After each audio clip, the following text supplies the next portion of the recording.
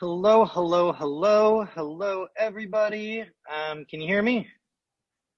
Check one, two. I see a thumbs up. I see a head nod. I'm going to take that as a success. Um, we're just waiting as a couple more people trickle in, but we appreciate everybody that's here. For anybody that doesn't know me, I'm Matthew. I'm a photographer and director, and I'm also the founder of Art of Freelance. So it's my distinct honor to get to introduce the event tonight and give you a little bit of context about what we're about to do. I got notes over here. I promise they're pretty short. So this is the culmination of 10 weeks, a 10-week workshop that we've been doing online.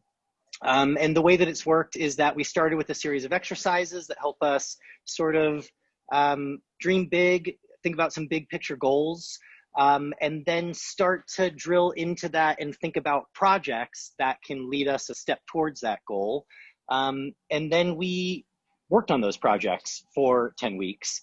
And we did it not just by ourselves, but we did it with the accountability and community and support of other people. So we checked in once a week with our cohorts of, 6 to 8 creatives and, held each other accountable, gave each other support, sort of built some of that community for each other. And especially during these times, obviously, with a lot more isolation, it's been really helpful to have that as we've tackled these kinds of projects.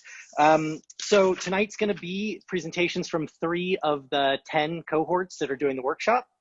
So the rest of the cohorts and creatives will be presenting tomorrow night and Thursday night. If you like what you see tonight, please come back and check out more work over the next couple nights. And I just want to kind of give a note about the work that you're going to see. These are not going to all be finished, perfect projects, the shiny final thing that people are putting out there. Some of these are work in progress. And we really want to create the space to celebrate works in progress and to celebrate the process and not just the final shiny object.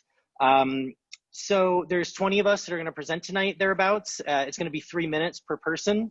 And that's not a lot of time to present a project that you've worked on for 10 weeks, which we recognize.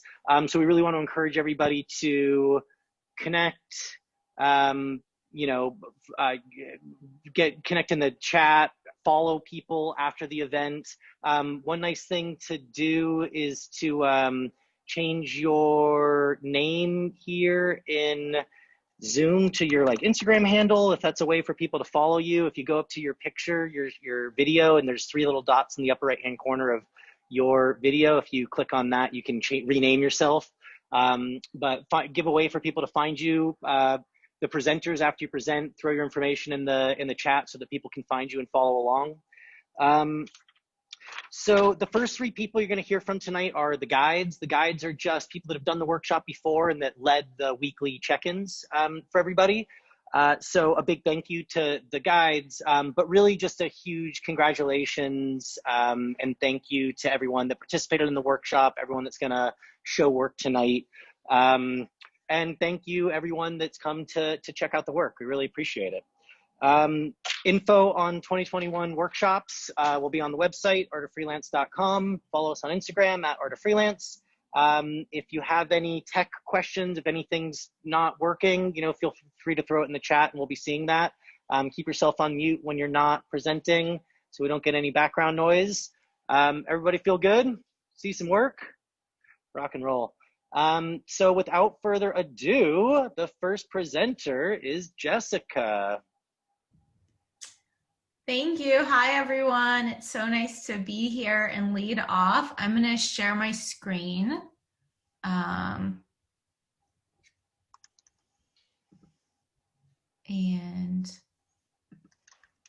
I am going to talk about marketing. So I'm a photographer and director based in Los Angeles, and I decided what would be the most effective thing for me to do this semester would be to work on and focus on how I'm marketing and my email, specifically email marketing.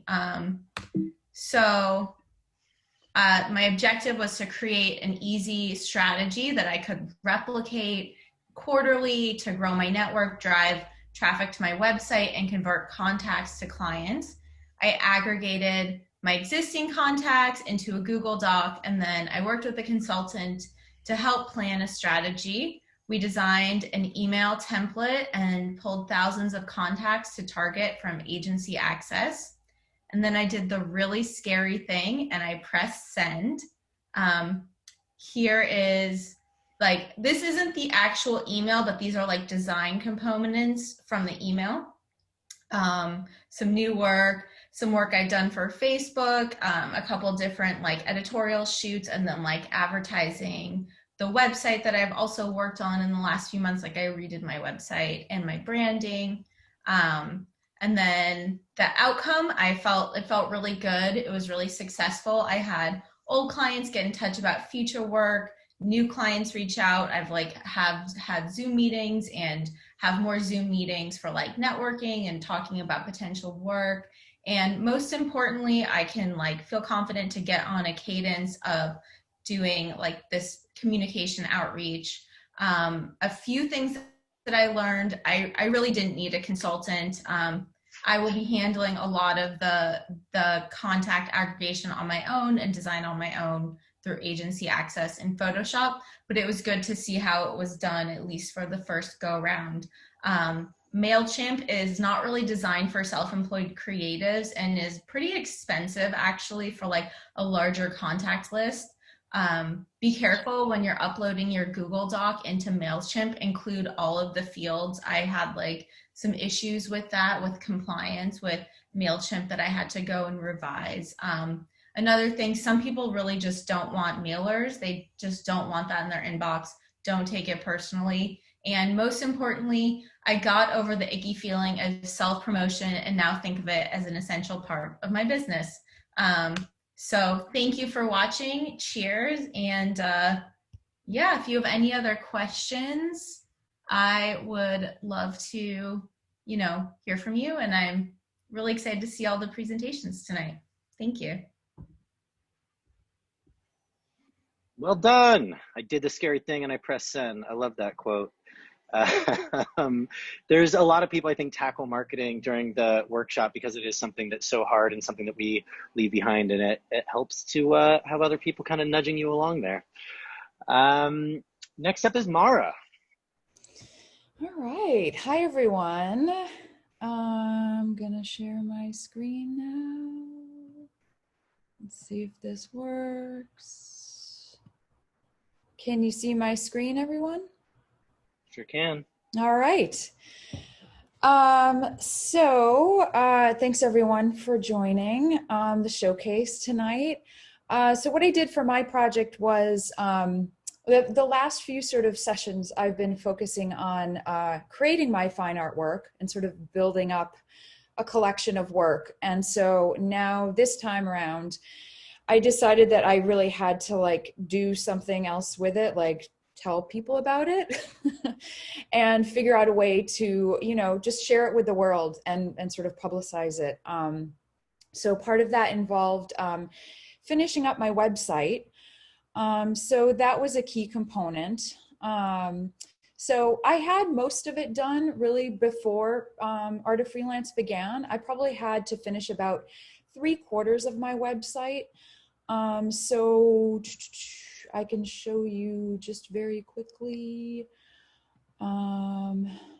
just kind of breezing through my website.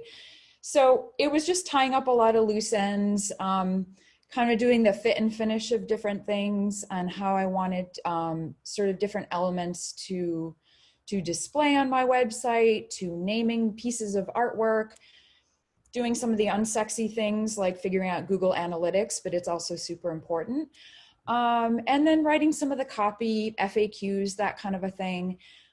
So this was sort of, that was part of my project. And then the rest of it was kind of figuring out how everything else tied into it. So once I sort of secure a sale online, what are some of the other elements that come into play? So it was also about designing thank you cards. So, when I commission a piece or either sell an existing piece, it's, adding some of these little details in to sort of make the sale more special and kind of personal. So I created some thank you cards, also other little details like stickers. And these are, stickers of my actual art that I would include on the packaging. I also explored looking at designing totes as sort of another way to sell my work.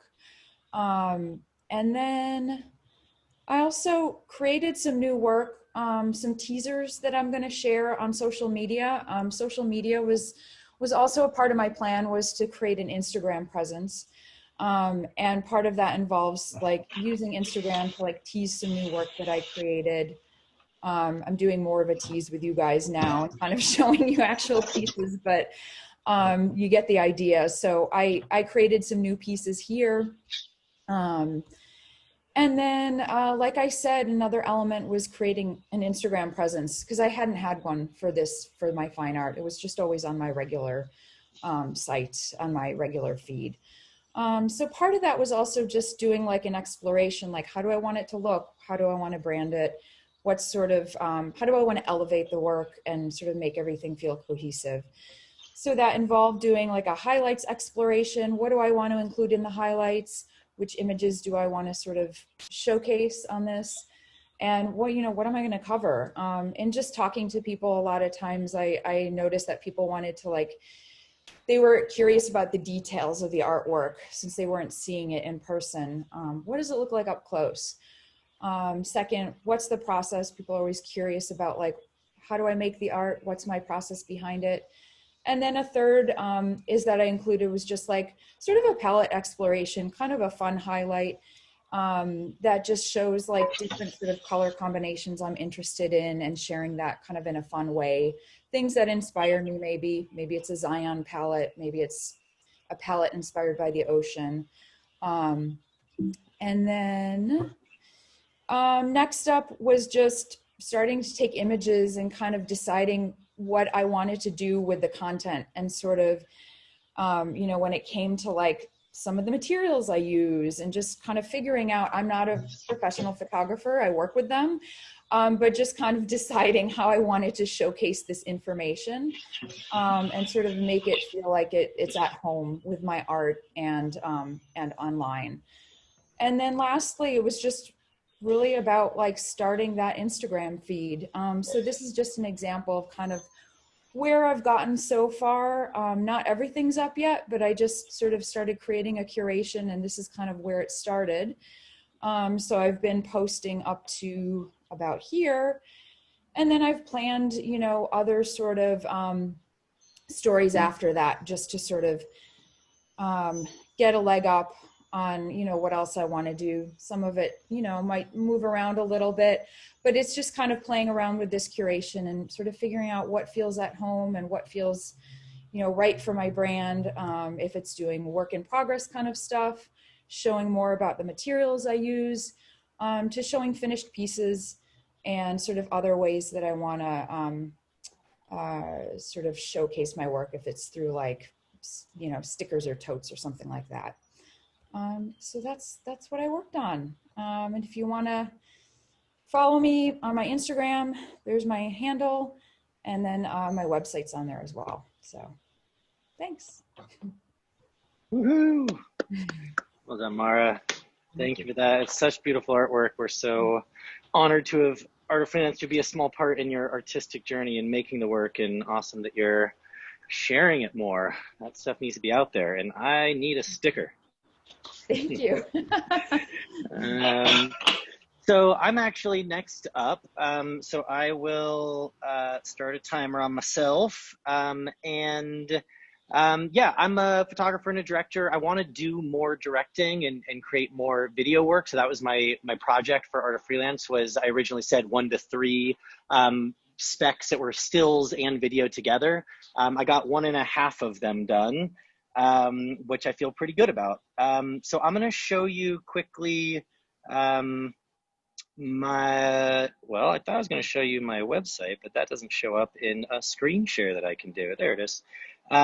So just very briefly, I'm going to show you the first project, which was, I went out with some father and son who fly fish. And I shot stills and video of them out in Idaho on the Snake River and tried to shoot some of the process. And it was a really challenging day because I was shooting the stills, I was shooting some drone footage, and I was shooting video also. So I'm not going to show you all of these stills, but I feel like I made a really nice collection of images in the afternoon that I had with them. But what I was really focused on that day was creating this small video. I'm going to play it without audio right now. Just there's some audio and there's some narration that goes along with it, but I think that it's a little bit challenging on Zoom for that to come through, but please watch it on the website. But for me, it was about sort of telling a comprehensive story about these guys going out and doing a day of fly fishing. And, this comes up a lot for me professionally, to do stills and video together, not usually like this where I'm trying to shoot it all at once, but I was just trying to kind of show more portfolio pieces where this was possible.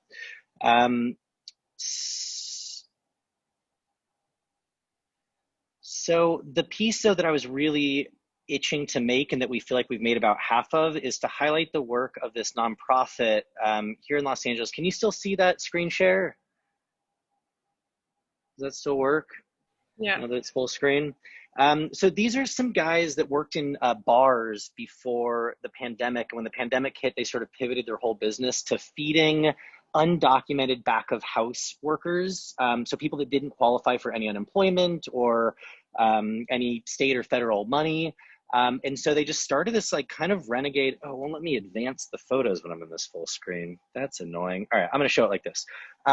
So I went to their headquarters and I went to sort of one of their kind of renegade drive-through food distribution days. They put together these food boxes. They also have a fridge full of free food in Boyle Heights, and did portraits of each of the volunteers and the founders.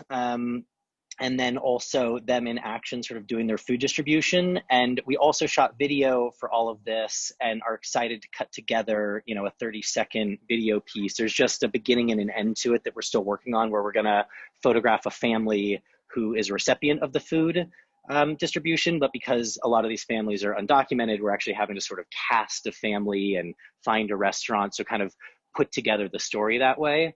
But yeah, that's my spec video and a half, and really grateful to my cohort for pushing each week. And when it got hard and I didn't want to reach out and I was scared to sort of make the contact, they were really helpful and just sort of pushing it along. So and thanks for all the love in the chat, y'all.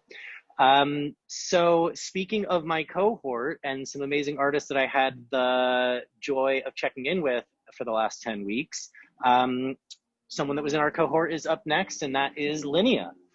Linnea, it's your floor.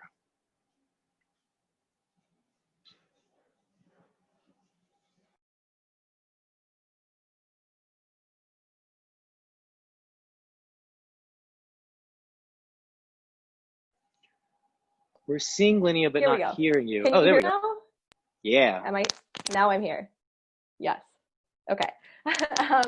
So I was running into a problem of basically feeling like I had all these different types of photography I like to shoot, and how can I make a project where I can kind of explore all of that?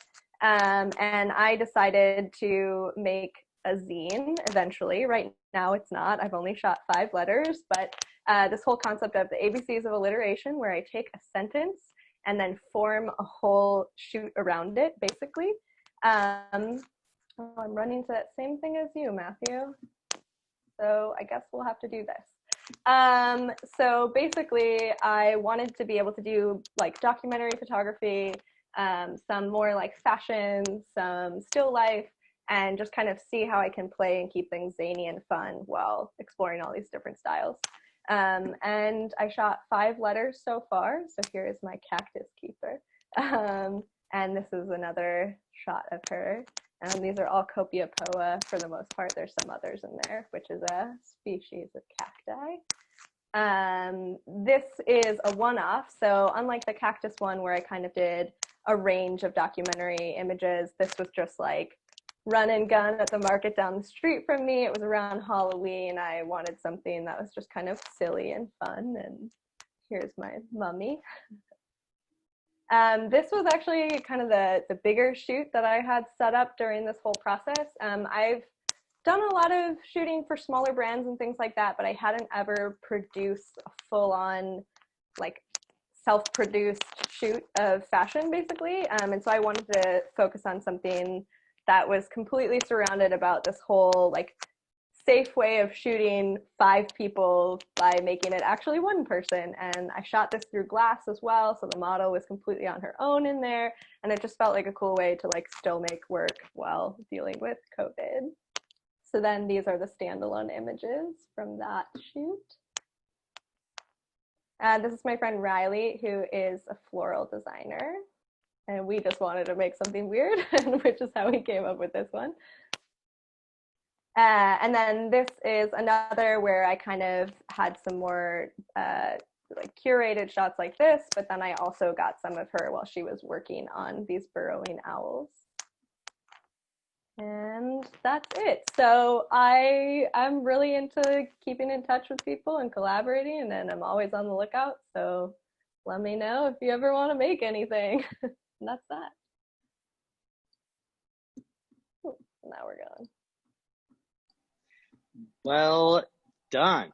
That looks excellent. We were all privy to see some of that work already, but seeing it all in the layouts like that is excellent. Congrats. And Linnea says she's going to keep on going. There's however many letters in the alphabet, so we got more shoots to come. Next up is Alana. Perfect. Oh. Okay, so I'm going to share my screen.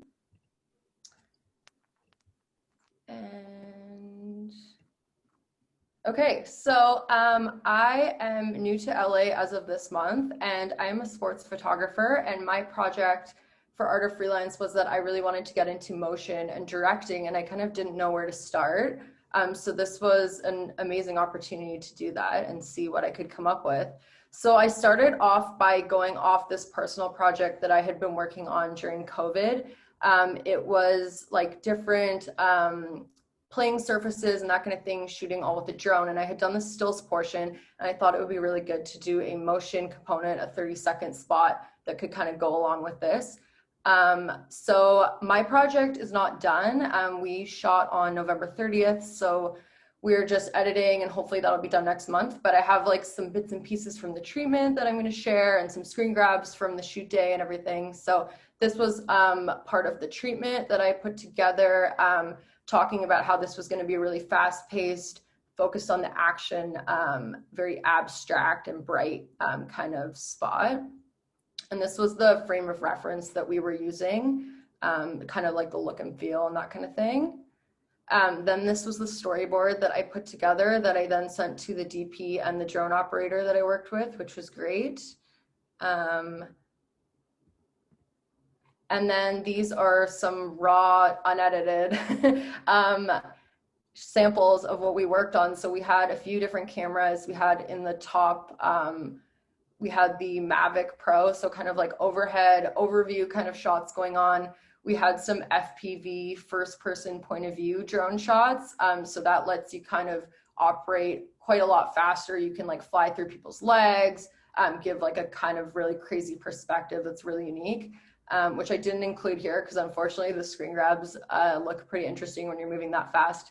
But then we also did some stuff on the ground as well. And I'm really, really excited to see how this is going to come together and work really hard on editing it for the next month. So I'm excited to share that when it's ready. And oh, there we go. Yeah, stay tuned for the final video, and if you want to find me as well, that's my contact info. Yeah, thanks guys. Woohoo, well done, congrats. It was awesome to have you part of our check-ins each week and see how you built this all out and got it done just under the gun. I'm excited to see how it comes together. I'm happy to introduce one of my wonderful cohort members, Paul Ober. Hi, everybody. Let me see if I can share the screen here. 1 second.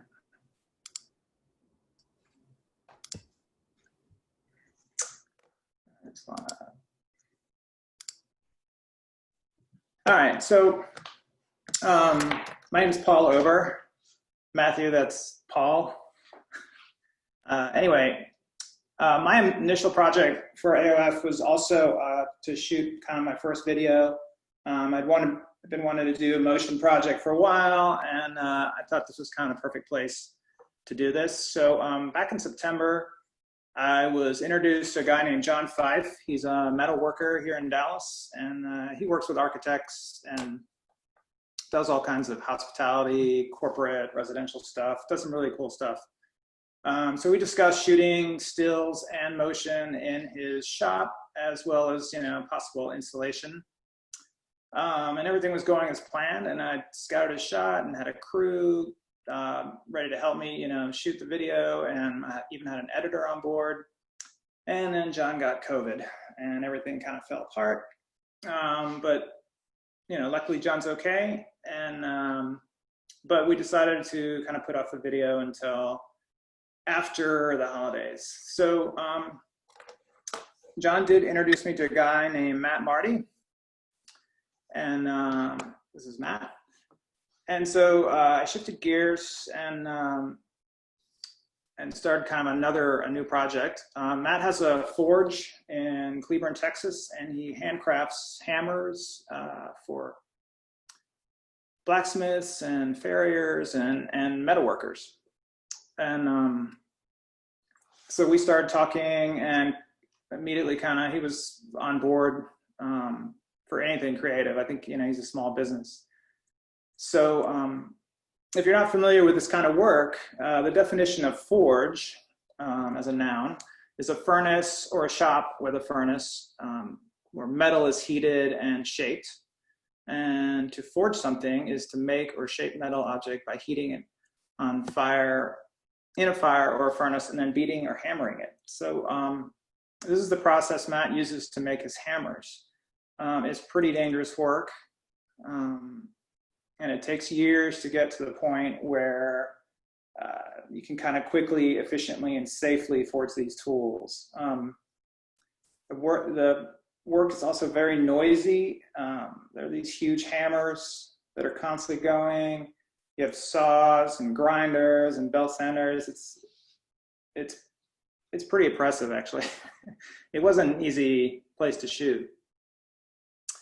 But due to time and scheduling, I didn't get a chance to shoot video at Matt's Forge, but we're also going to shoot in January as well. So I know AOF asks if there's any way for the audience to get involved with the project. So if you are looking for an interesting gift for the holidays for somebody, and they don't have to be a blacksmith, he does sell hammers, like sledgehammers. So you can go to his website.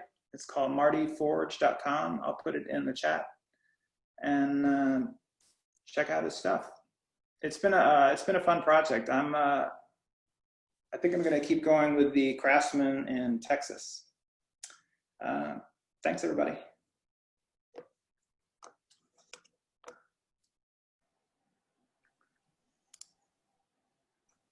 Awesome. Wonderful. Those were epic. I want a hammer. I know there's a Thor joke in there somewhere. I don't know what it is. Yeah. Really beautiful work, man, and well done on the pivot. That's great that you didn't let that stop you. So next up is another person from my cohort, Mary Kang. You in Austin today? Yes. Hi. Can everyone see the screen? We can. Does it still show if I do the slideshow mode? Is it showing? It does, yeah. Okay. All right. So hi, my name is Mary, and for the project, for the Art of Freelance, I chose to work on a personal project about friendships. I was personally inspired by how my friends showed up for me in my most challenging times, and I decided to kind of explore like what meaningful friendship means, and with like a purpose to promote and explore the complexity of friendship. At first, I was kind of going in with like the idea of just praising the beautiful friendships, but as I was getting to know more people and hear about their stories, I realized there are such, I mean, of course, there are such thing as friendship breakups and lots of challenges that comes with friendship as well. So I decided that instead of just like going with like the happy part, just like exploring the complexity, and I decided to keep everything outside, and especially at a park where I can see trees, because I feel that trees and plants imply something nourishing. I would like to say everything what the people I met said, because a lot of them have really beautiful insights, but I probably go over 3 minutes if I do that. But I also find friendships to be very fluid, as it can go beyond friends, such as with family, self, and romance. This is Hong Ben here. She especially emphasized on having friendship with herself. To quote her, she said, "It's not about what a friendship can do for you, it's about what you can offer to the friendship." And not that it's transactional, but it was really important for her to be happy with herself. And in sharing that, she's able to make healthy friendship. So she really emphasized on being friends with herself first. And these two met, like really bonded over humor, and they joke about how inaccessible therapy is. So they're each other's therapists. This is Yashel and Mary. They're sisters. They mentioned they're a backbone of each other, and as they also share family trauma together, and with that shared experience, they really understand each other. These are Spencer, Tiffany, and Aaron. They really bonded over just like having genuine friendships with each other and finding their identity when they were coming out as queer, and really just like affirming each other and being able to invent what queerness means to them. And they're just like really funny too. They have really fun together. And this is Brittany and Diana. They met through a mutual friend, and their friendship developed over photographing.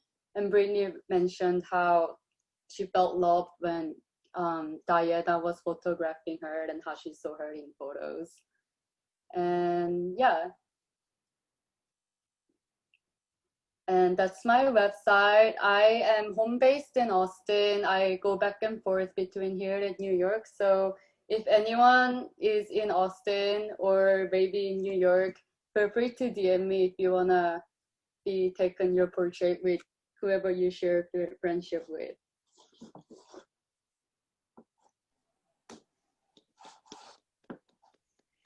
Amazing, really beautiful work.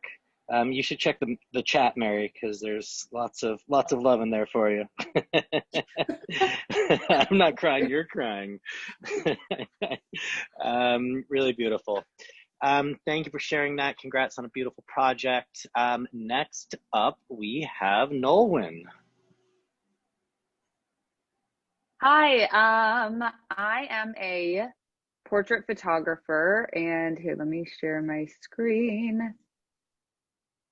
Okay, you guys see this? Yep. So, yeah, so I basically wanted to, my vision for my career, my goals right now are to get more into commercial photography and directing. So I decided to do 3 spec shoots for this project. The first one is just kind of a beauty spec shoot. I just got several models. This was pretty simple, just shot them in my garage. I really like doing this, so I actually decided I want to shoot a lot more of these and just like really build out a nice beauty book. These are some like cute little GIFs. So yeah, that's kind of the first spec. This one, I'm still working on the images. This one's still in progress, but it's dance spec shoot. We did stills and video for it. The video here is not colored, so it's just a log video, but I'll show you a little bit of it just so you can get a sense of what I was doing.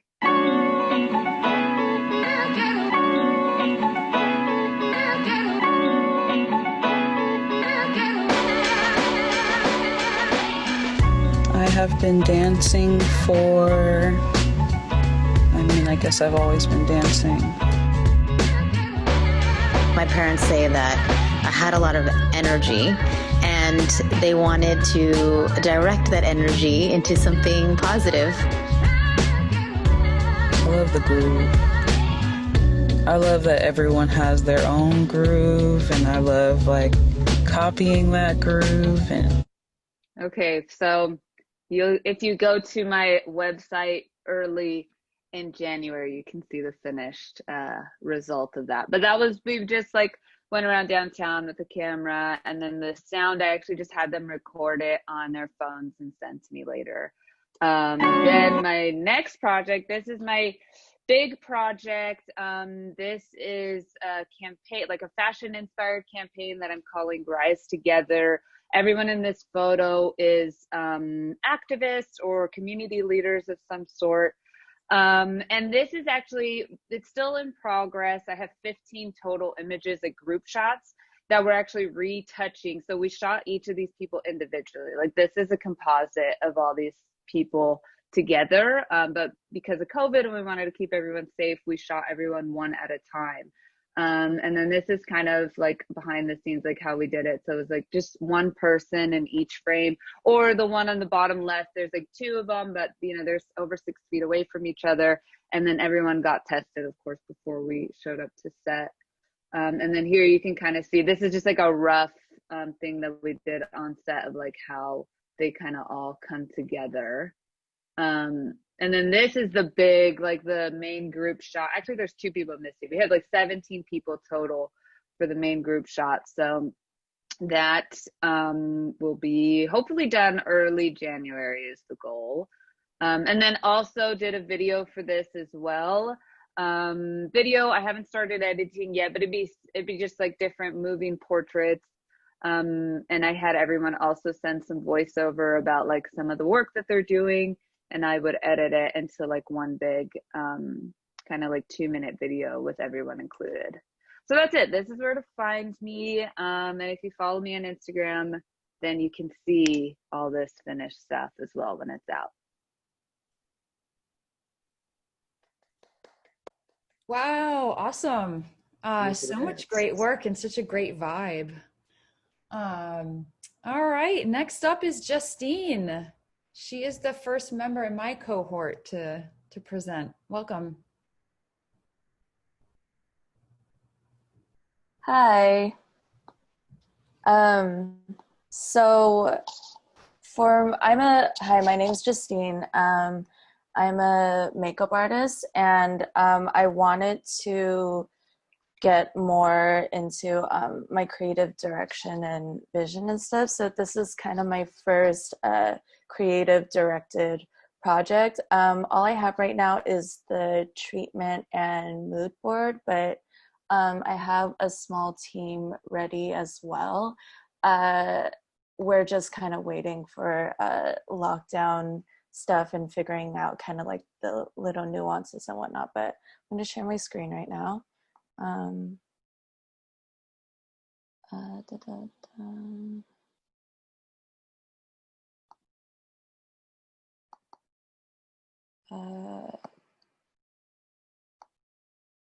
Sorry, can you see my screen? Okay, Yeah. Great. So, so my project is a narrative photo series of modern interpreted Chinese idioms and fables and stories. So this one is actually a story that my dad had grown up knowing and like reciting in school in Guangzhou. So it's based off of an idiom called Ye Gong Hao Long, which is Mr. Ye loves dragons. So I wanted to do a photo series kind of in the style of Sarah Baba, in the way that she does like screen grabs, and but with like an editorial kind of aesthetic to it that's more high fashion and whatnot. So I'll just read briefly the synopsis of it. So Ye is the main character, and she's a self-proclaimed dragon completist. She built a website called Golden Scales that serves as an index of dragon history, culture, and lore, and it also provides literature related to the creature and a discussion board. So she builds a passionate community of dragon lovers, as well as builds friendships through the site, and she's inspired after a conversation with her neighbor Riley to build an app of the same name with a feature that allows people to interact with the AR dragons in their for their day-to-day lives. After months of developing, the app is complete, and she throws a private exhibition. The great dragon spirit in the heavens has been keeping tabs on Ye and knows her love and adoration for it, decides to come down on the night of her exhibition to visit her and to show his admiration back. And it takes form as a dragon in her app that begins to communicate and corporealize out of her phone. Ye and the guests are terrified and faced with the reality and the power of this creature they had only ever really fantasized. The encounter reveals that they in fact did not love dragons, but rather were enraptured by the idea of it. So in the original story, it also has the same kind of like theme and story, and like kind of questioning blind faith. Do you really love something? Like, how do you know? So that is the general concept. And with the mood board, so you can see kind of like Sarah Baba's work, but this is basically the theme. And yeah, these are the references that I pulled for her character, as well as her friends. They're going to be like weird and quirky and very much they're very unique in their own way. They're going to be kind of wild characters as well. And then for sorry and so yeah, so that's going to be her room and like sort of the setting and environment, the style that I want. And yes, that is what I have. And oh, I will change my name on here. I had it originally, but you can follow me on Instagram for updates and stuff. And if you wanted to collaborate on this as well, in terms of like, I will need like a stylist and probably a graphic designer as well. So if you have suggestions for that, I would love to hear it. But yeah, this is it.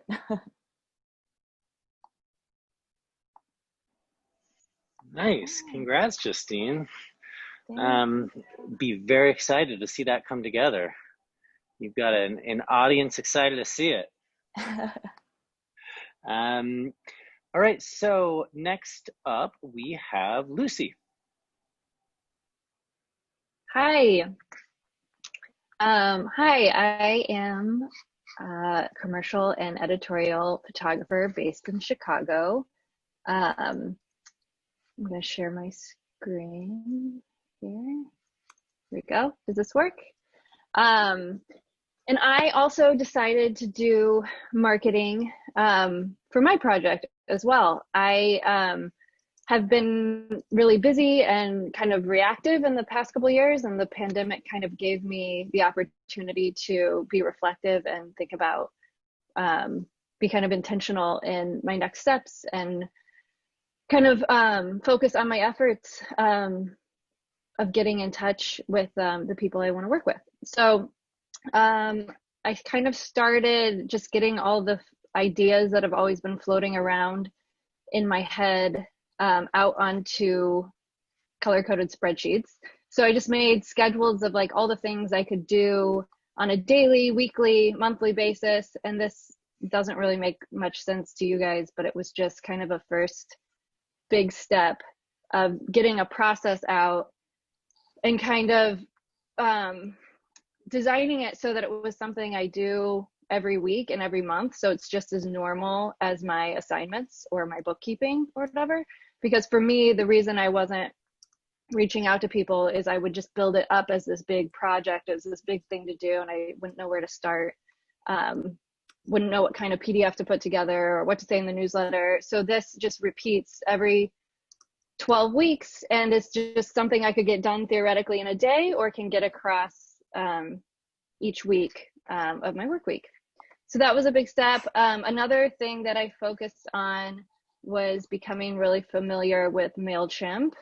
And in November, I sent out, and just, you can segment your mailing lists in there and just kind of getting familiar with how to manage a mailing list. I sent out this newsletter to my advertising clients and prospective clients. And then I also sent a segmented newsletter that was more editorial focused. And that was really, really satisfying to do the scary thing and hit send and be able to connect with people and follow up. That felt like a really powerful first step. And so then for the rest of the project, I kind of focused on what I would do after those newsletters and following up with personal emails. Like I said, I was just always I found it really daunting being like, what images do I send when I'm reaching out to this person who hires for lifestyle? So I made this InDesign template that is just kind of has all these different layouts of images so that I can grab the new lifestyle work I have and make a quick PDF and send that in a personal email. And it's just these pages that kind of follows up after I send a newsletter, and just is a way to kind of send people the work that is actually relevant to the work that they hire for. And I'm showing another example here too of a travel one that I made. So this was kind of like a digital postcard. And then finally, the goal is to be doing more Zoom meetings. This would be a print book in the before times and hopefully after times. So right now, this is a PDF to send out and do, will hopefully be a print book someday. Was another kind of thing that I always had a hard time just getting over the hump of laying out a full book. And so the last part of the project was getting all of this in place to show all my work in one big edited book, which was really satisfying. So I won't show you the whole thing, but yeah, going forward, I am excited to just meet new people and get in contact with new editors and buyers and show the work now that it's done. Well done. It all looks amazing. And Lucy, thank you for not only showing and sharing beautiful work, but also sharing all of your tips with your cohort along the way as you were discovering things. We appreciated all the insights that you had while you were figuring all this stuff out. It was awesome to have you in our crew. So that is the halfway mark, and we are going to hear from two of our favorite, well, I don't know if Betsy and Van are here, but we're going to hear from, great, we're going to hear from two of our favorite people, Betsy and Van from Space for Arts. They have been sponsors of Art of Freelance for a couple of years now, and we always really appreciate their support and sort of helping to keep this thing going. And they also have built an amazing tool that's for creatives and artists to find and book spaces. So I'm going to let them share a little bit about what they have with Space for Arts. But from all of us over here, Betsy and Van, thank you as always for helping to support this community. Well, it's great to be with you this evening, Matthew, and see all this great work and know that it's a tough time for everybody to stay focused and stay in the game. So we applaud you all. Look, Space for Arts, very simply, think of us as an Airbnb-like approach for professional production spaces. We are 100% optimized on production space for production professionals. We accommodate holds and challenges, and we have an inventory of vetted production spaces in the US and Europe, and are adding more every day. I see that, and you should give us a try. It's an easy way to search, discover, and book studios. I know that there's some names that I see in the participant list that has heard our pitch before. We're going to show you something a little bit new this evening that Betsy will speak about at the end, after we, the word from our sponsor, as it were. Connor, you're up. Press the button, man.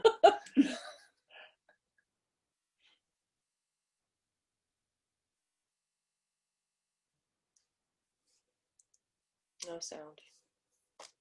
Sound.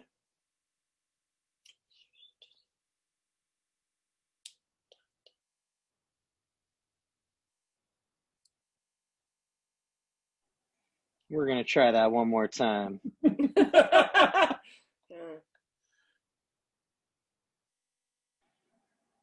We sound checked everybody else, but not us. Okay. That's okay. We can just sit here and wave, say hey. I can start telling everybody how much I've loved the work so far. It's really great, right? Yes. Indeed. Are you kidding? My gosh. Yeah. So, okay. Because I can talk a lot. All right. We can just skip. Oh, okay. Here we go.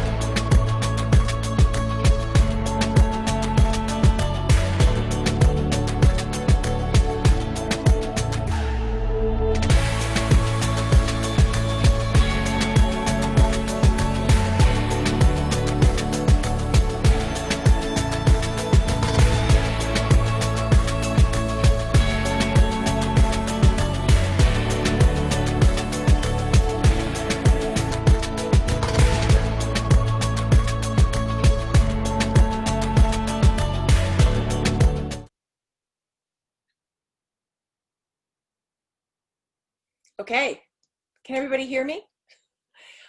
First of all, Matthew, huge pleasure to be here this evening for the very first of 3 showcases. It's been fantastic working with you.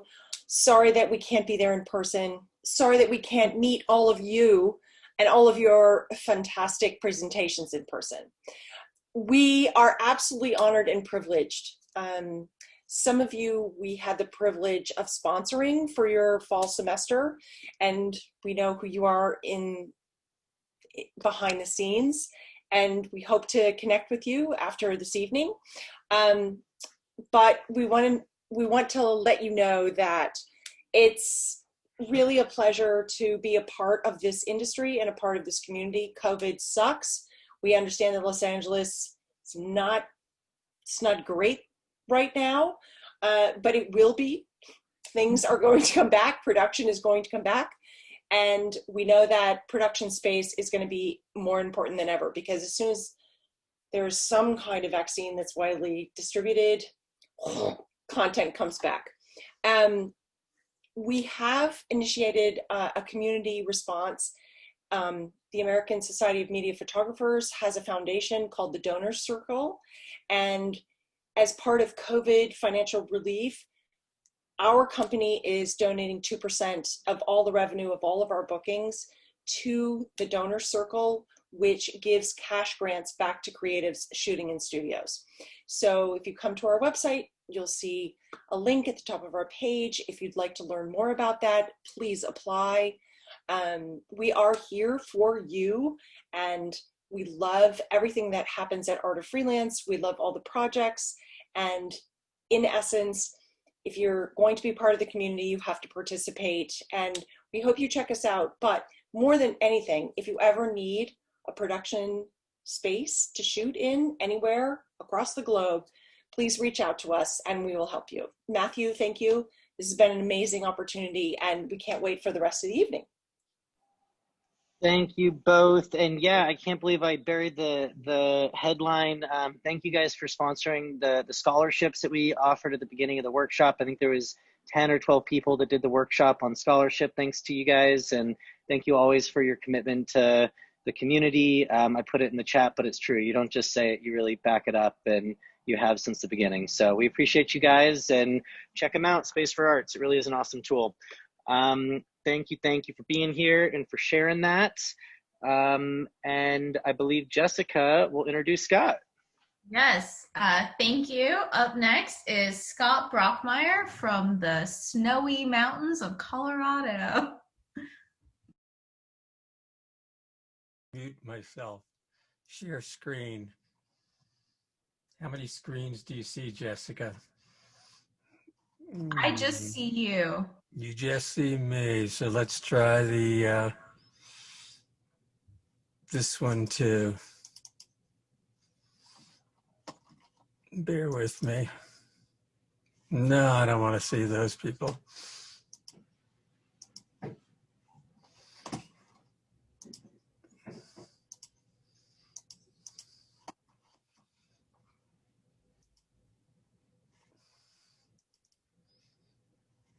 So I think I'm sharing the website at this point. Yes. Yep. You see a lot of snow. Thanks, Paul.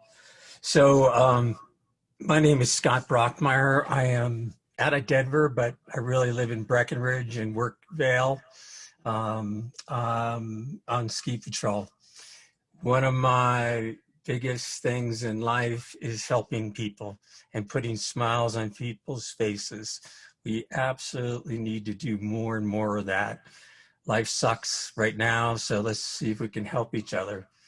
So what I do is I photograph things that make people happy or injure them, like that guy is doing 90 miles an hour coming over a knoll.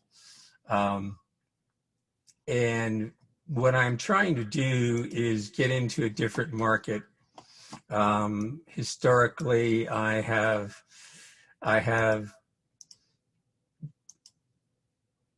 done this sort of stuff, avalanche dogs, and actually wrote a book about it. And we just re-released it again. Those are the dogs that will find you in backcountry avalanches. One of the beautiful things about it is I get to see places and go places nobody ever gets to go. So it's out of bounds. You can get arrested, but I'm with a snow professional, understands avalanches, so I don't get killed. That's the general idea. I'd like to kind of live through and these are real shots of different places in through Colorado. And I shoot so dense that I can go across 20 feet and it'll hold the detail. So these things are gigabytes. That cute little girl there is one of the Abbey dogs over at Vail, who I absolutely adore. And she was looking at me at 6:30 in the morning. So going back to these big sceneries, I mean, I shoot wide, I shoot a lot, stitched together. And this is my playground. And I'm very blessed to have that playground and get to see these places. And I get lots of dog kisses. But I tell the patrollers all throughout the West, show me the prettiest places on your playground. And over 10 years, they started trusting me, and that's what they do. So I get to play and see some of the most scenic spots on the planet. Up along this ridge line is the Continental Divide. part of it, we ship water to you guys, mostly LA, thank you very much. And the other part comes to the East. And then I dabble in all sorts of other stuff, like extreme sports, like this lady here with a kayak is one of the top kayakers in the world. You know, mud things and world-class bike races. But it's all about, can I bring a smile to someone's face? That's what I do now. And I do it through the books. I did a picture book with a guy named John Fielder, John has produced 60 big picture books, and he helped me through the whole process. So that's my story. I'm sticking to it. But the whole idea is just to put more smiles on people's faces and show people things they'll never get to see, that I get to see because I'm with these crazy ass people that go in the backcountry and risk their lives and go find you when you're stupid, go wandering outside of boundaries. So that'd be it. And I've gotten a lot of help from a lot of people. Yes, thank you.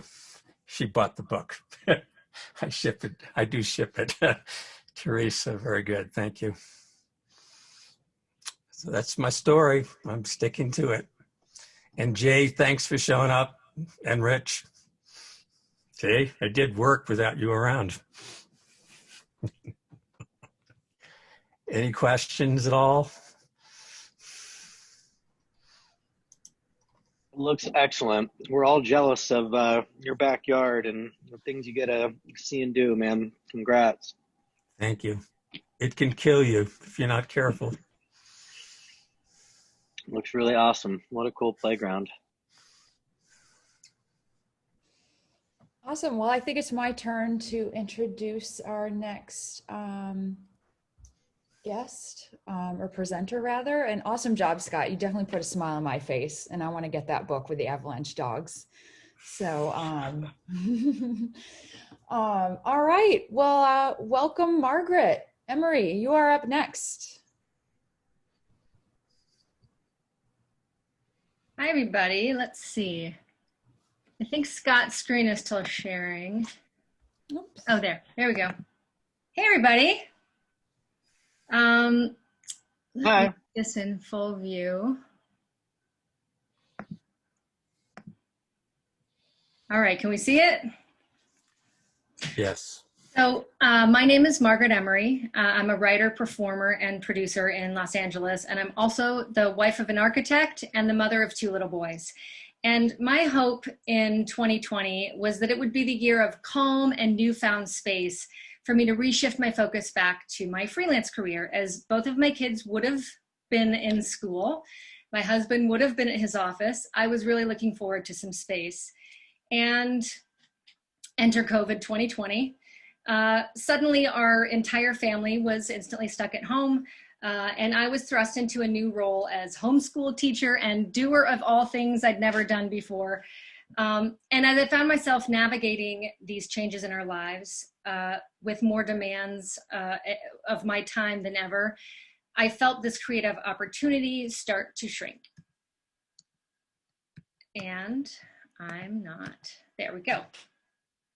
So creating space. I joined Art of Freelance because I needed to find my way back to my own creative spirit in the midst of all the chaos. When I did the trail mapping exercise, I went for passion. Pilots, I wanted to do podcasts, I wanted to write my films, but everything that I wanted to create pointed to space. I needed space in order to create, a space to call my own apart from the needs of my family in order to bring my creative projects to life. So I shifted my plan entirely. I decided to design and build an inspiring space, and one that allows me to launch all of my new creative directions. So when I designed my creative space, I knew I needed flexibility.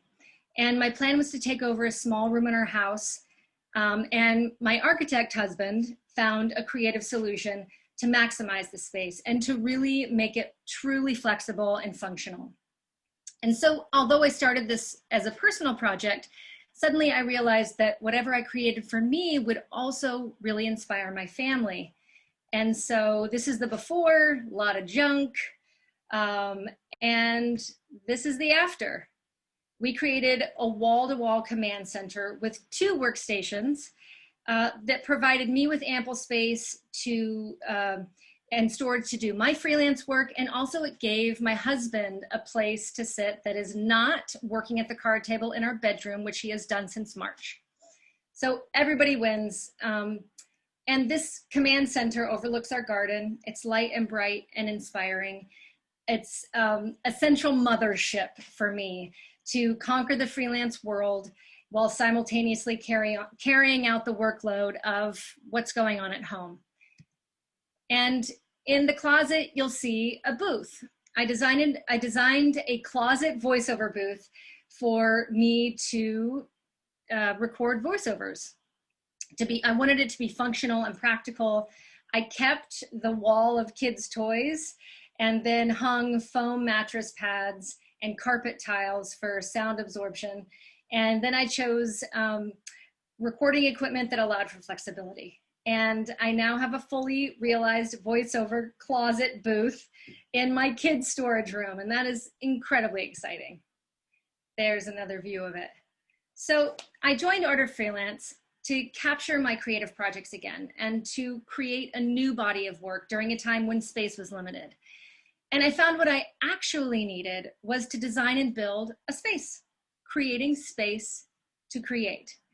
And the thing that was so incredible was that once you create a space, the work comes in. So I was busy in that space before it was even built, shooting and editing and producing little projects. So it really has been a blessing. And I built this, well, this project taught me that the importance of having a vision, being flexible, showing up, persevering, setting boundaries for me, for my time, and the power of creative transformation that can happen in 10 weeks in the middle of a pandemic. And I applaud all of you and your projects. It's so inspiring. I built a creative mothership to find my voice and to launch far and wide into the space of creativity, parenting and beyond. And this is my voice and this is my space. And thank you. And there's my email. And maybe the next Art of Freelance session, there will be Instagram and my website. Yay. Awesome job, Margaret. I want a command center. I don't know about everyone else, but my beige walls could use some help. So that was really cool to see it come to life. Thanks. Yeah. All right. Well, next up is Elena. Hello, everyone. Hi. I'm Elena, and I was raised by my grandmother. She didn't know how to read or how to write, even though I always like to find ways to enjoy storytelling, or kind of like always creating up of my mind. And this project is really dear for me because begin with before project that I have. It's called Toy Time with Tia. It's a YouTube channel for kids. And I created like 1 year ago, but I stopped creating content for it. And during the pandemic, I was doing these live sessions, reading stories for kids, and I really enjoy it. And so after that, I started Art of Freelance, and that's why I rebrand Toy Time with Tia. Now it's called Storytime with Tia, and everything is like a package. I create episodes for kids, reading stories. I'm offering as well the YouTube channel and merchandise on Amazon. You can support us on Patreon as well. And I developing also classes online on Alt Schools and Think Fit. And this is the sneak peek of where you can find it at movies.com of Storytime with Tia. Hola mis exploradores de historias, qué bueno tenerlos a todos conmigo. Yo soy Tia y esta temporada vamos a tener algo muy especial, Storytime with Tia. Cuando leemos podemos viajar a lugares inimaginables. Con nuestra imaginación podemos llegar a lugares mágicos y conocer personajes también mágicos de diferentes formas, tamaños y colores, e incluso con poderes mágicos. ¡Comencemos!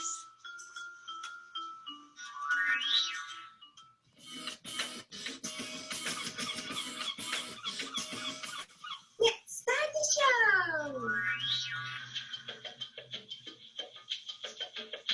¿Están listos para comenzar?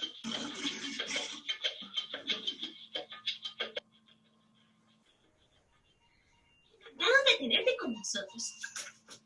Y así es como estos 4 amigos llegan a la ciudad Esmeralda. Y a una vez, una niña y un lobo. Sí, era el tiburón. Durante un día y una noche viajé por el aire. Me imagino que pasará en el siguiente capítulo. ¿Tú también? ¡Sí! Muy bien, vamos a descubrirlo juntos.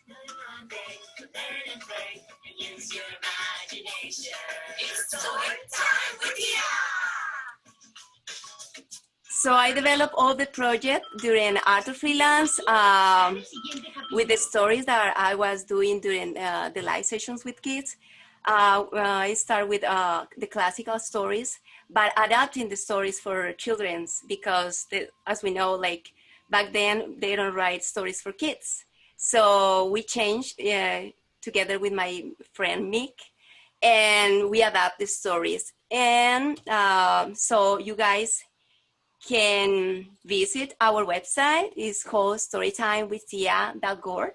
It's here, and you can find all the links of Patreon, Amazon merch, subscribe to the YouTube channel, Our School, Think and Fit, our Instagram, and the more important thing is our content that is Movies. That is a platform from Colombian people. I'm from Colombia, and you can find here a lot of different content. So you pay per view, you can get the whole series, or you pay for one episode. This time it's Storytime with Tia. The season 2 is Wizard of Oz. It's everything in Spanish. And here we go. It's all up and running, available for whatever you guys want to join. And I still, during the Art of Freelance, I film more stories, 4 more stories, Alice in Wonderland and more. And so I had the idea to write original stories and create children's books. Thank you so much, and please feel free to join Storytime with Tia. Thank you so much.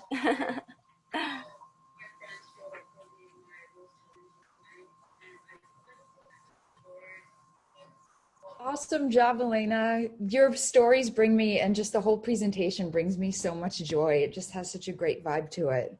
Congratulations. Thank you so much. All right, next up is Brendan. Hey everyone, I'm just gonna Hi. share my screen. Let's see. All right. So my project was getting started on a cooperative art space. I named it DIY Museum, and it's about reimagining what an art space can be. Here's just my outline. Who am I? What is an alternative art space? Why a cooperative? How will a cooperative art space function? What's next? And contact. So just to start, this is me, Brendan Thompson, and I will be a member owner of DIY Museum. I'm a multidisciplinary artist and a student with a love for community. I go to UCLA. I study world arts and cultures there, and my art forms are like DIY forms like zine making and screen printing, as well as other art forms like film photography, drawing, etc. move the people. Okay. What is an alternative art space? Alternative art spaces serve as an alternative to the traditional white wall gallery in museum spaces. And then we have what is a cooperative. They are member-owned and operated spaces. So a cooperative can be anything from the typical like grocery or food co-op to REI. There's a lot of different examples that you can see in the world, and I am trying to create a new kind of cooperative or collective with an art space. So I met with a group of people. I think there was about 20 people that answered a survey that I put out via Instagram and Twitter. And so I've been meeting with some of those people over the last couple weeks, and we went over things like community agreements, what kind of shared resources we want to have, possible committees, and what we're going to do for crowdfunding so that we have funds to get this going. So there's about, out of the 20 people that signed up, about 13 of them are involved right now. And at our first meeting, we talked about community agreements, some of them being call people in rather than calling people out, shared leadership, and accountability. Some of the shared resources we talked about that would be at the space: an art printer, screen printing supplies, projector, just general art supplies, and then some committees, content, which would consist of email, social media, graphics, location scouting for when we're ready to look for the art space, and then event committees such as visual arts and performing arts. And we're looking to crowdfund starting sometime next year on either Kickstarter or GoFundMe and Patreon. And actually, talking about crowdfunding, I have a lot of experience with crowdfunding. I did a crowdfunding internship last year with KCET and PBS SoCal, where I learned more about Kickstarter and Patreon. And since then, I've been a Patreon consultant where I help folks start and manage Patreon pages, which is a monthly subscription service. Finally, our first project for the cooperative that we came up with over this weekend is going to be a traveling zine. This was an idea by one of our members, or actually a couple of our members kind of collaborated on this idea. Basically, someone's going to buy a sketchbook and we're going to pass it around and ship it when necessary. And so it's just going to be a collection of our artwork and ideas. So to get in touch with me, my email address is brendanmonroe@gmail.com. Same thing for my Instagram, and then DIY Museum was serving as my arts Instagram before this, but now it's going to transition into the art space Instagram. So you can follow me at either or both to keep updated. And I'm going to put a landing page in the chat for everyone if you want to get emails.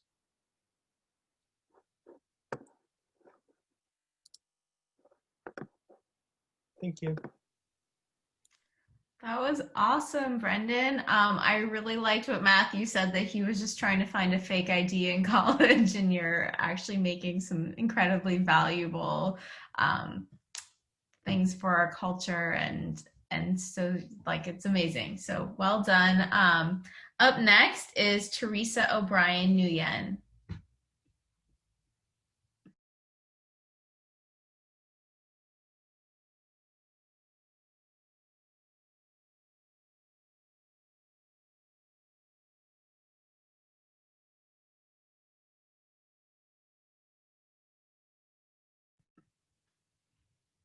Teresa, I think you're still muted.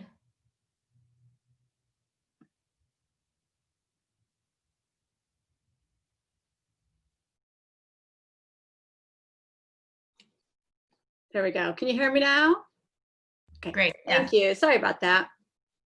So I'm Teresa. I'm a photographer in San Francisco. I mainly shoot families and lifestyle portraits and branding. And going through this program really had me thinking about how I can combine my passion for photography, the outdoors, and adventure sports, and actually make money doing it because I'm kind of comfortable where I am now, and it felt like a big leap.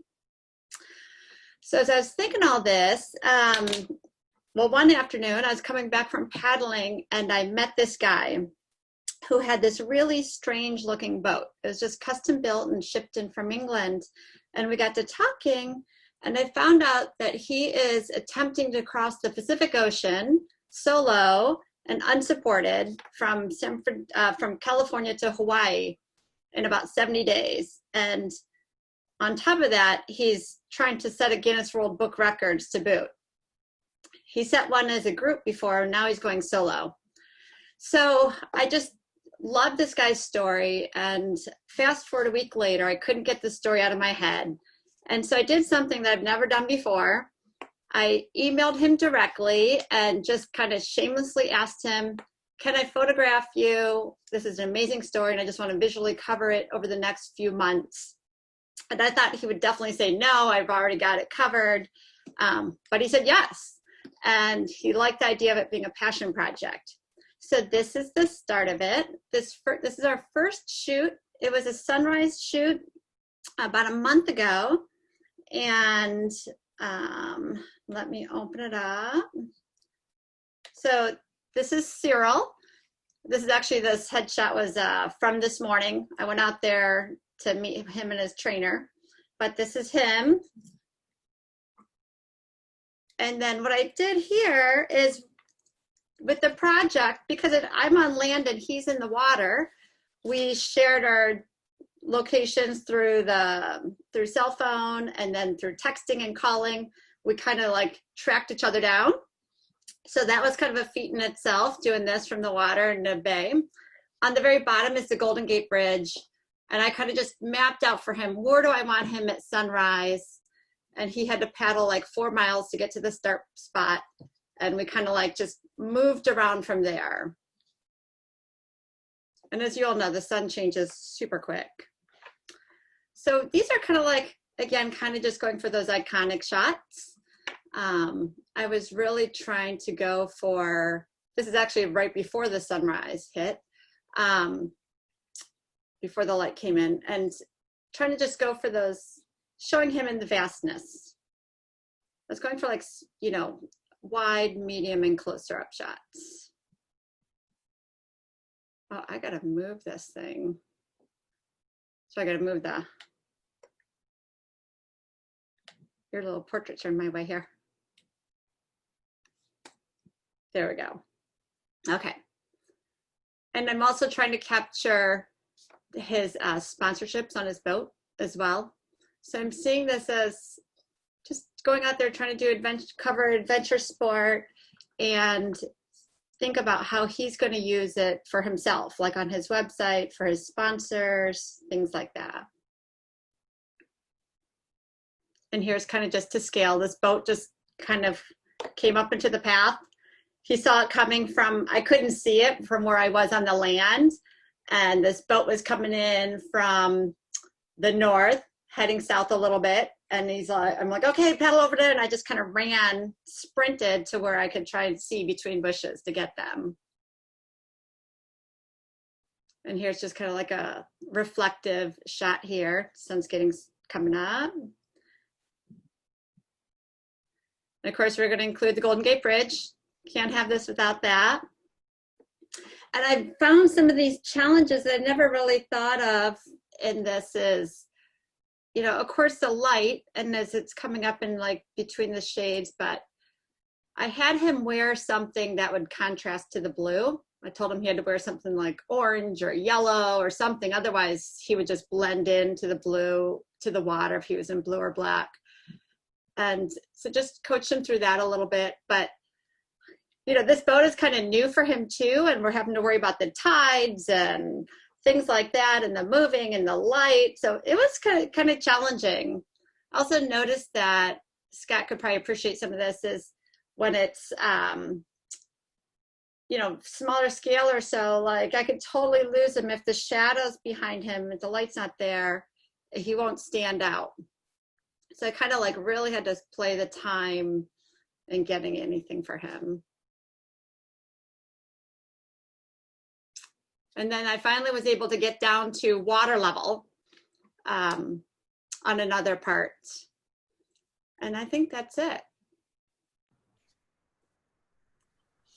So it's a work in progress. I hope next time we're going to plan to kind of go out. Actually, we're going to have one of his buddies take me out on the boat so we could actually go into like rougher waters, or when it's super foggy or when it's rainy. We lucked out. We had a just amazing, beautiful morning. That is really cool. I like that. I like it when you got down to the water level. Yeah, I do too. I want to be out on the boat. Yeah, I figured you're jonesing for that. But it was brilliant. You got him in some orange, so you had some definition there. Great move. Thank you. Yeah, awesome job, Teresa. I was going to ask you if you got in the boat. Next time. I love the water glistening too. It's a really beautiful project. Thank you. All right. Next up is Heather Bennett. Welcome, Heather. Great, thank you. Hi. Hi. All right, let's see. Let me share my screen here.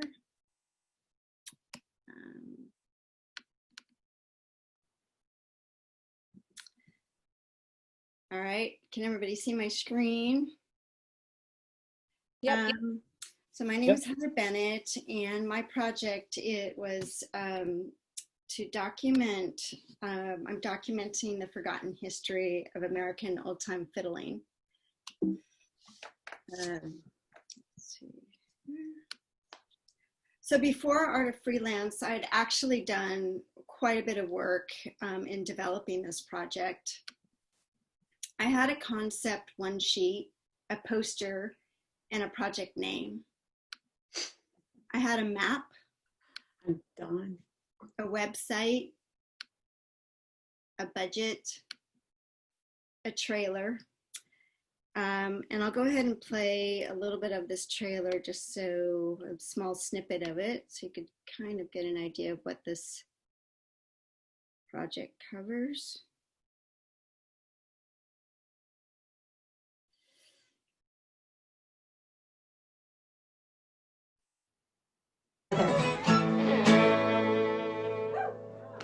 One of the most interesting things about American fiddling is that it's very region specific. An accent or dialect is region specific. So you can tell a Texas fiddler from an Appalachian fiddler, from a Mississippi Delta fiddler, from a California fiddler. You can hear the difference, just like you can hear the way someone speaks. So basically, we're taking a musical road trip through 5 regions of the United States key to American old-time fiddling. We start in the Appalachian Mountains, where old-time fiddling began, and we follow it as it makes its way down to the bluegrass regions along the Mississippi River, and then over to the Ozarks, and then down to Texas and the Southwest, and finally over the Rockies to the Western region. So what was missing? Why did I need Art of Freelance? I was missing a treatment. I needed a clear description of the story I wanted to tell that included the characters, a plot summary, and a description of each act. I also needed to decide whether I wanted one 90-minute documentary or a 5-film series. So I ended up deciding to write 6 treatments for 6 films, 5 films on each of the 5 regional styles, plus 1 bonus concert film. And in creating my treatments, I was guided by 3 main principles. I wanted to let the fiddle tell the story. I wanted to make a musical experience. And I wanted to use the structure of a fiddle tune, each film having an A part and a B part. 2 distinct sides united by a common tonal thread. So here's a sample of one of my 4-page treatments for the first film. And because I thought it wouldn't be that exciting just to show a bunch of text, I put together a mood board for each of the regions, showing the characters. So this is Appalachia, which is the A part, Appalachia B part, the Bluegrass region A part, the Bluegrass region B part, the Ozarks region A part, the Ozark region's B part, Texas and the Southwest A part, B part, and the Wild West A part, B part. So what can you do to help? You can email me or message yours in the Zoom chat and let me know you'd like to be notified about my Kickstarter. The Kickstarter will fund further development of the archival research and digitization, editing the trailer and some shorter clips, creating a pitch deck for production funding, data storage and backups, creating a travel guidebook to help you get on the road to visit live events, and if all goes really well, maybe even provide seed money for actual production. And let's see if I stop sharing. There. That's my project. Awesome job, Heather. Congratulations. I think we can all attest that we can't wait to see it come to life and see it air on HBO. So it's just a really cool idea. Yeah. Thank you. Congrats. All right. Jackie, you're up next. Welcome.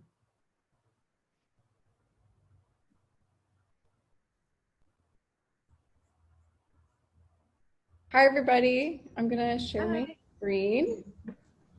Okay. Let's see.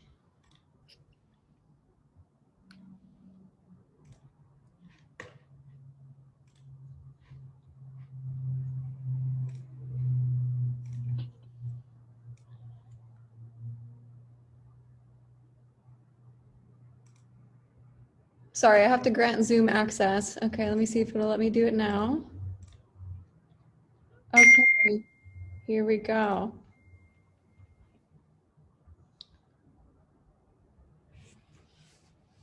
Okay, can you guys see my screen now?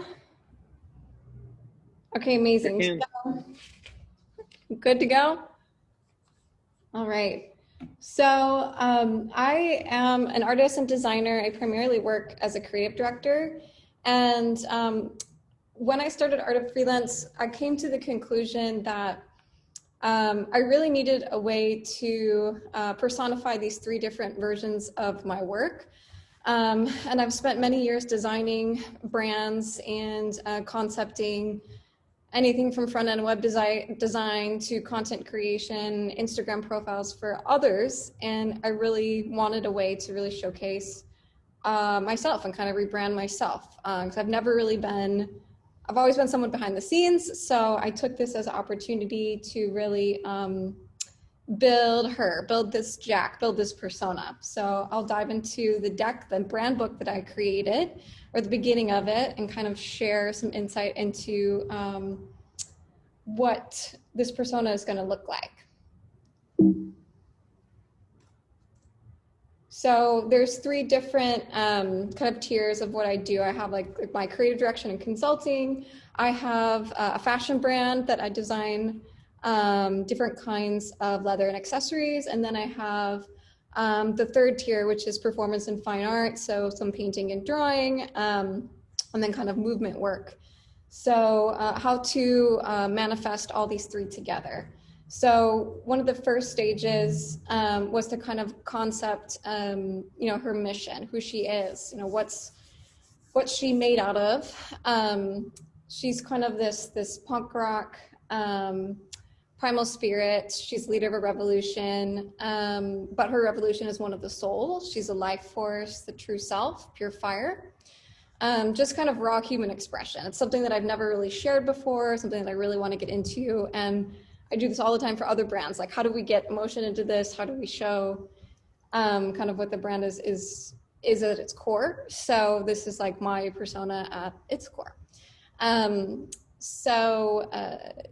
this persona is not a singer but uses voice and sound, not a dancer but uses movement and gesture, not a writer but uses words in her art. So as I walk through kind of the deck and the brand book that's shaping her and what she's going to look like, some of the steps were to create a mood board. So this is kind of that slide to show you.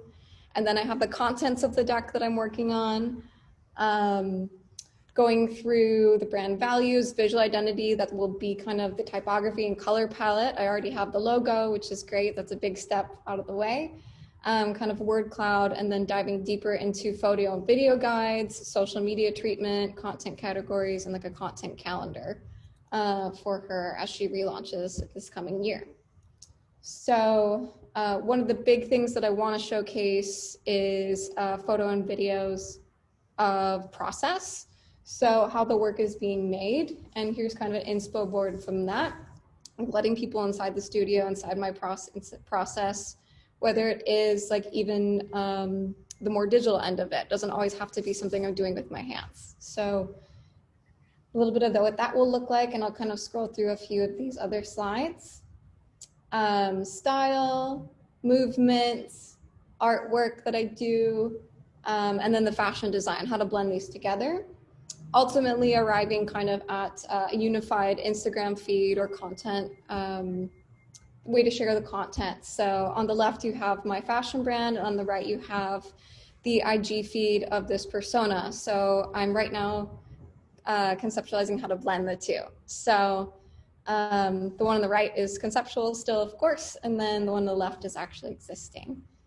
So, and then I just have some graphic references for website design, because I'll need to design a new site for myself as part of this. And that is the project that I have to share that I worked on. So you can find me on Instagram. I put my email here, and then I have my LinkedIn and 2 different websites, one for kind of the fashion design work, and then the other one is my personal kind of creative direction work, which is just my name.com. So thank you all. You can support this, I guess, by following, and I'll share the community as it grows and the evolution of this persona. So thank you so much. Following, just clicked. That looks awesome, and it's so hard to bring those different like personas together, and you did a really great job of doing that. That's hard to do, so excellent work. Well done. Thanks for sharing that. You have a new Instagram follower. It's me. Next up is Tiff. Tiff, are you coming to us from Baltimore? I am. What's up? Hi, I'm gonna share my screen really quickly. Can everyone see? Sure can. Awesome. So hi everyone, my name is Tiff. I'm a freelance photojournalist from Brooklyn, New York, based in Baltimore, Maryland. And for the Art of Freelance, the project I decided to do is a photo book, kind of capstoning 10 years of queer and trans people of color events in New York City, tentatively called This Is Not the Past. So it will be a photo book that has interviews with each of the party organizers, kind of talking a little bit about why they started their events and what type of spaces they're trying to cultivate. It'll be broken into 4 chapters, and the 4 parties would be Set It Off, Poppy Juice, Brooklyn Boyhood, and Sweat. And all of these parties have happened over the last 10 years. So over the last 10 weeks, I worked on the Set It Off chapter, which would include an interview with DJ Rose Royce. So I'll take you through the pictures. And what I really want this book to be is, I think a lot of folks don't end up at queer and trans parties, and we're dope. And I feel like the world should see that. So I want this book to capture just like pure joy, specifically because so much of the stuff that we have to deal with is taxing, exhausting. So, and for a lot of queer culture, the nightclub is where you go to kind of like let all of that go. So I wanted to share some of those images with folks. Yeah, and what I really enjoyed about the interview with Rose Royce is she talked a lot about wanting to create a space where shy folks or folks who wouldn't necessarily be the most extroverted at parties could come and build community. So for me, then that was really important, and I wanted to capture that. Ultimately, I would love this book to be Black on Black with gold accents, just a typical photo book. But when you open it, you're like looking at this archive of like 10 years worth of really great images. So if you would like to support, 1010 recommends you follow me on Instagram. And if you are interested in supporting financially, I have a Patreon, bit.ly.com/bytiffilm. It'll be the best place to go to get frequent updates on what I'll be doing. And this book will definitely be coming out in 2021. I have 3 more chapters to work on, and I'm super excited about that. And yeah, I think for me, Art of Freelance has been a really great opportunity to be with this space, in a space of other photographers and creatives who are trying to build something. And I've had a lot of fun over the last 10 weeks. So yeah, thank you so much. And again, if you want to support, follow me on Instagram.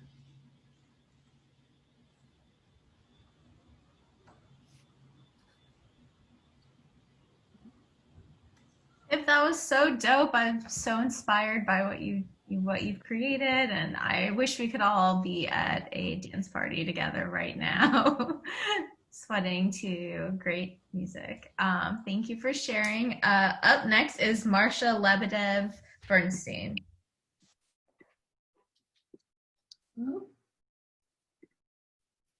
Hi, everyone. I love the mix of creatives we had in our cohort, and also just tonight seeing more of a mix. It's really cool to see all the work everyone's doing. So I'm Marsha Lebedev Bernstein. I'm a photographer in New York with a focus in fashion and portraiture and reportage work. And as work was slowly coming back in August, and I was thinking of other things I wanted to do for a personal project and having the structure of Art of Freelance.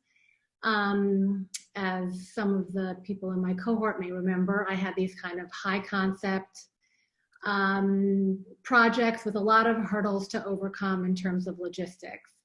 And then I just decided to get together with a friend and colleague who's a writer and stylist and had written some of the copy for fashion pieces I had done for a magazine, and just to go to the Met here in New York, and which is also a really cool thing to see. Really nailing down wardrobe, just the concept and everything. But there was something about, after months and months being on lockdown and just kind of feeling a bit more free to create and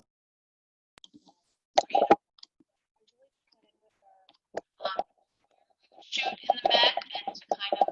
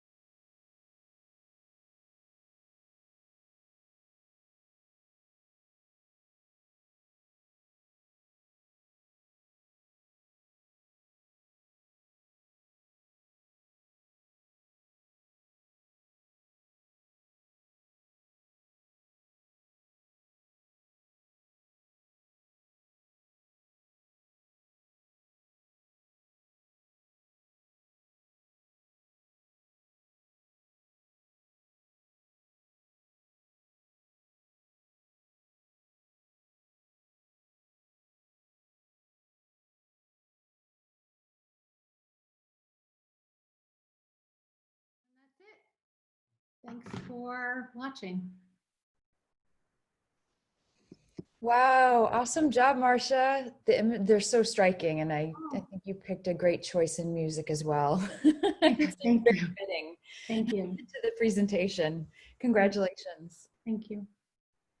All right. Last but not Very least, good, Marcia. Helena, all the way from my favorite place in the world, Canggu, Bali. Hi guys, good to see you. So yeah, my name is Hélène Klebec. I'm a French interviewer. I'm specialized in stories of transformation and awakenings. So I meet people, you know, from all walks of life who tell me their stories, their secrets, and I'm particularly interested in their journeys.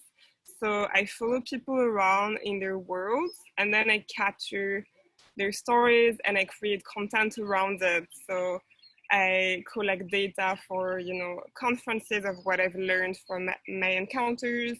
I'm preparing a chapter in a book. I'm doing this mini photo exhibition right now. I'm writing articles, and I'm preparing a video show as well. So I'm really diving into creative endeavors this year. It feels really good. And it all started with a book. So that was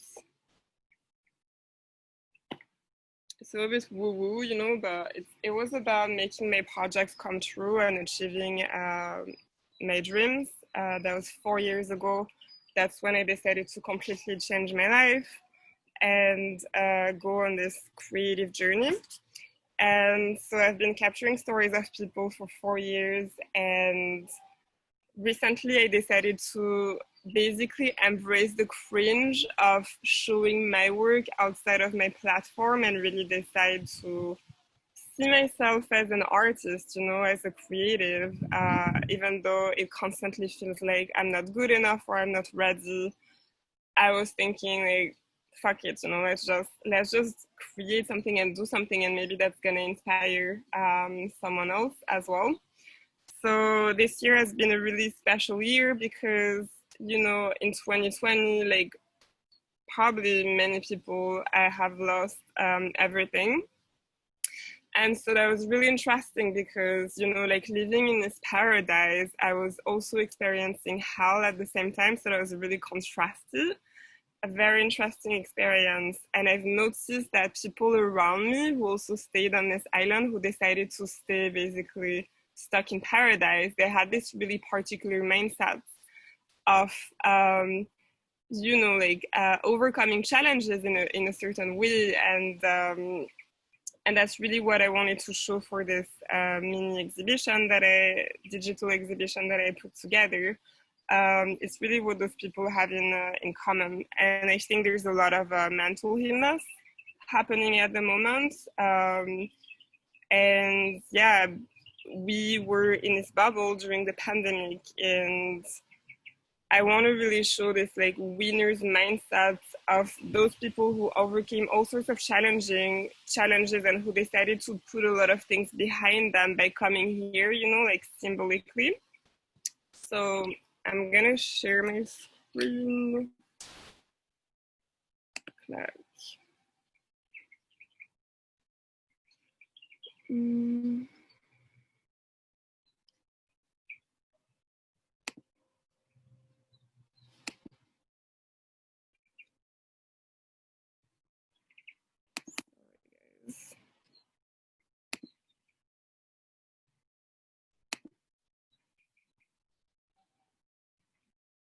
Sorry, I haven't tested it before, but it should be.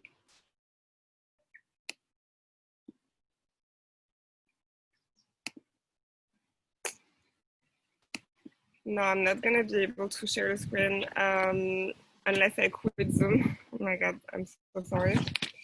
So anyways, what I can do is that, do you guys mind if I just restart really quickly and then show you the screen again in a second?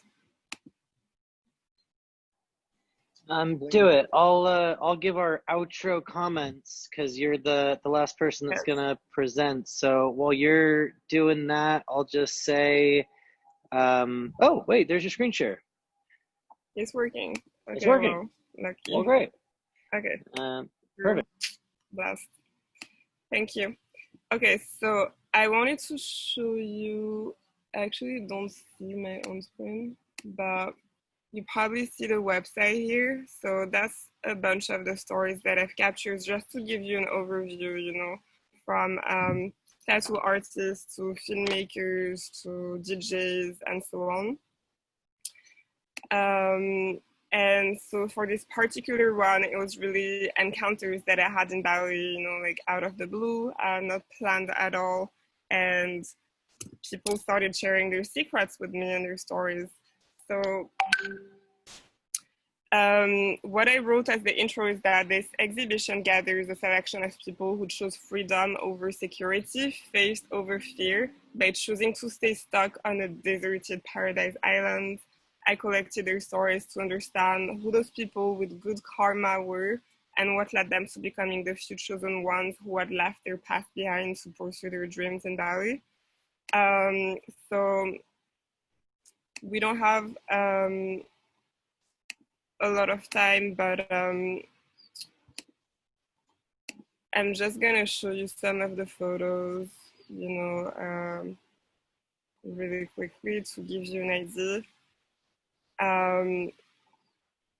So some of those people have a really interesting background. One of them, the first one, he was applying to be the LA mayor, and he had this whole campaign based around love. This guy, he's my doctor here, holistic doctor. He used to be in the adult industry. He changed his name, he changed countries, he changed his appearance several times. This guy is cleaning all the rivers in Bali from plastic pollution. This one has climbed the tallest buildings in the world only with his hands, with like no protection at all. This one, he's a famous designer in the States. So yeah, it's really people from all walks of life. I'll share the link with you in the group so that you can see actually what the stories are. And yeah, thank you so much for watching. Very cool. Beautiful work, beautiful story, beautiful concept, and that virtual exhibition is very neat also. I feel like I was in an art gallery for a second. It was a nice feeling. It's been a long time. Yeah, please share the link so that we can follow along. That's awesome. And I don't know whether Scott with Breckenridge or you in Bali, which I'm more jealous of, but between the two of you. Well, that's all the presentations for tonight. Thank you to everybody for being here. Congratulations to all the presenters for getting your projects to this point. There's nothing like a good deadline to get things all scrambled together at the last second. I know that was true for me. I just, yeah, a big gratitude to everyone that joined us tonight to see the work, for everyone that presented the work, for everyone that does the workshop, for everyone that supports the workshop, for Mara and Jessica for guiding your cohorts. Thank you everyone for being here. There's 2 more nights of presentations. If you want to see some more incredible work, please come back. It's the same Zoom link. You can just log in tomorrow night at 5:30. We'll be here. Yeah, that's the show. Exactly. Jessica said it best. Claps for everybody. Thank you all for being here. Hopefully we'll see you tomorrow night, and let's do it again. Keep making awesome stuff. Cheers. Great. Really, really beautiful work. I'm very impressed by everything I saw tonight. Woohoo! Woo! Hey! We did it! We did it! 10 weeks, just like that. For everyone that presented tonight, like the whole thing is like we sprint and then you like take a deep breath and you like look at how far you've come and like give yourselves that like space to be like, heck yeah, 10 weeks of just like pushing, and like it's cool to take a beat to just turn around and be like, hey, look how far we came, no matter where that place is. I think that it's awesome. So once again, congrats to everybody. Thanks for being here. Yeah, come check out the rest of the work the next couple nights. It's time to ski. Scott's getting to the mountains. Use some turns with me, Matthew. I'm jealous and looking forward to it. Send some of that snow over this way to California. Exactly, right? Yeah, something. It was 81 today. I just want to thank you for the whole program. It was just, I had a great breakthrough, and I don't think I would have done it without your program. Thank you for putting it all together. I second that. Thank you. Same. Thank you. Always our pleasure. It only happens because of the community. Otherwise, it's just like, you know, a couple exercises, and it's really all in the check-ins. So it's really about everyone supporting each other. So thanks everyone for doing it. Yeah. Thank you so much. And thanks for giving us this kick, you know, to really give ourselves the chance to believe in our creative passions and really go for it, because it is really scary. And it's the second time I'm doing Art of Freelance, and the first time I waited like maybe 3 years to prepare my pitch. And then finally I was like, I'm gonna do it, that's it. You know, it's enough now. So it really helps. Thank you. Take the leap. That's awesome. Press send, both literally and figuratively, as Jessica said. That's a good one. A shot of you with this slogan. Awesome. Well, you know, we need more creativity and great work in the world, so that's what it's here for. Keep making stuff, y'all. Woohoo. Thank you. Everybody stay well. Good night, everybody. Yeah, be safe, stay well, be good to each other. Thank you so much. Thanks, y'all. Thank you so much. Bye. Bye. Thanks for the inspiration tonight.